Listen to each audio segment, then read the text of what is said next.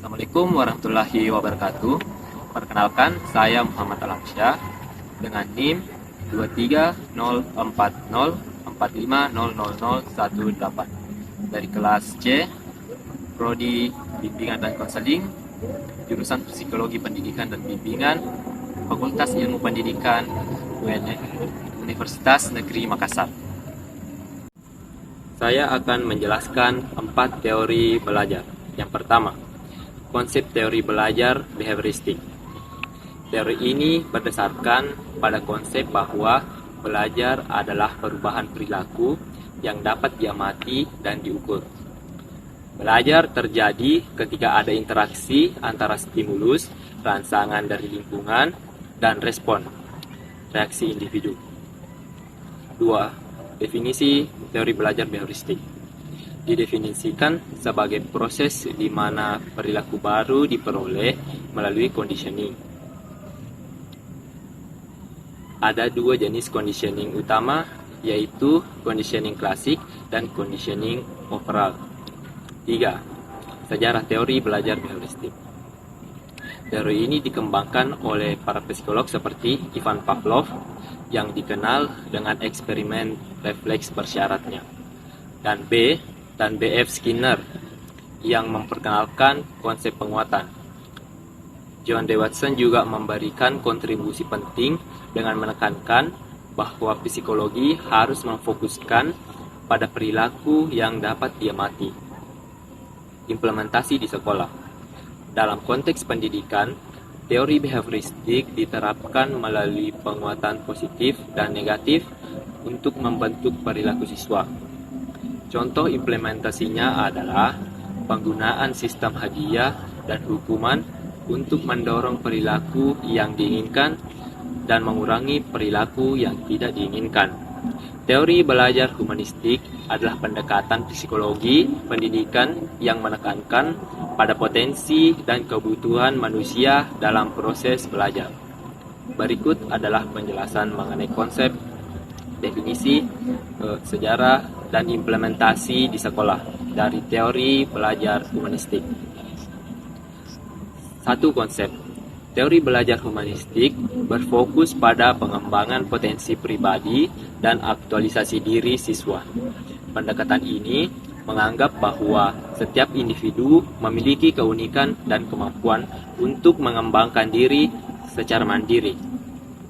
Definisi. Teori ini didefinisikan sebagai proses belajar yang mendorong siswa untuk mengenali dan menerima diri mereka sendiri, serta mencapai aktualisasi.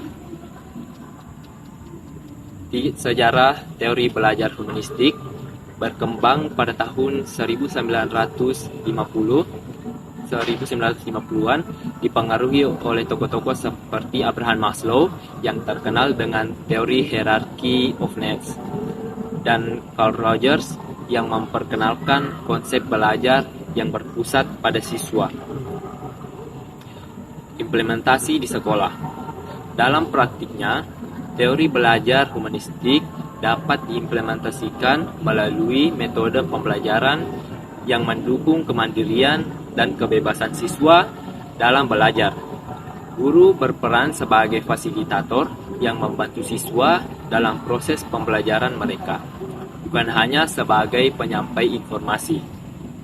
Contoh aplikasi teori ini di sekolah termasuk diskusi kelas, proyek kelompok, dan kegiatan reflektif yang memungkinkan siswa untuk mengeksplorasi dan mengembangkan pemahaman mereka sendiri. Teori belajar kognitif adalah pembelajaran yang menekankan pada proses mental dalam pembelajaran. Berikut adalah pembelajaran konsep, definisi, sejarah, dan implementasinya dalam sekolah dari teori belajar kognitif. Konsep teori ini berfokus pada bagaimana siswa memproses informasi, memahami konsep, dan menggunakan pengetahuan mereka dalam pembelajaran. Proses mental seperti pemikiran, pemahaman, dan penggunaan pengetahuan memiliki dampak signifikan dalam proses pembelajaran. Definisi teori kognitif. teori belajar kognitif didefinisikan sebagai pendekatan dalam pembelajaran yang menekankan pada peran kognisi atau pemikiran dalam memahami dunia. Teori ini berbeda dengan teori behavioristik yang lebih menekankan pada respon terhadap stimulus eksternal. Sejarah teori kognitif berkembang sebagai reaksi terhadap teori behavioristik dengan tokoh-tokoh penting seperti Jean Piaget dan Vygotsky yang memberikan kontribusi besar dalam bidang ini.